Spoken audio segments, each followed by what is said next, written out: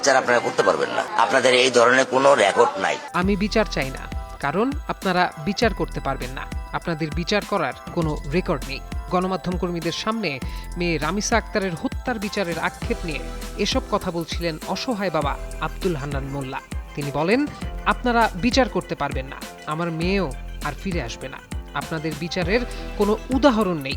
এটা বড়জোর 15 দিন চলবে, আবার কোনো ঘটনা ঘটবে, এরপর এটা ধামাচাপা পড়ে যাবে। পুলিশ জানায়, মঙ্গলবার সকাল 10:30টার দিকে শিশু রামিসাকে স্কুলে পাঠানোর জন্য খুঁজতে গিয়ে তার মা পাশের ফ্ল্যাটের অর্থাৎ অভিযুক্তদের ঘরের দরজার সামনে তার স্যান্ডেল দেখতে পান।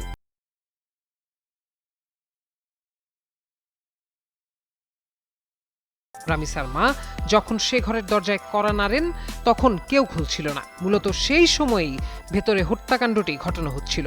মূল আসামি সোহেল রানা যেন পালাতে পারেন সেই সুযোগ করে দিতে স্ত্রী স্বপ্না দীর্ঘক্ষণ দরজা বন্ধ রাখেন। পরে এলাকাবাসীর সহায়তায় পুলিশ দরজা ভেঙে ভেতরে ঢুকে ওই ঘর থেকে রামিসার মরদেহ উদ্ধার করে। রামিসার শরীর থেকে মাথা আলাদা করে ফেলা হয়েছিল, এমনকি আলাদা করা হয়েছে দুটি হাতও।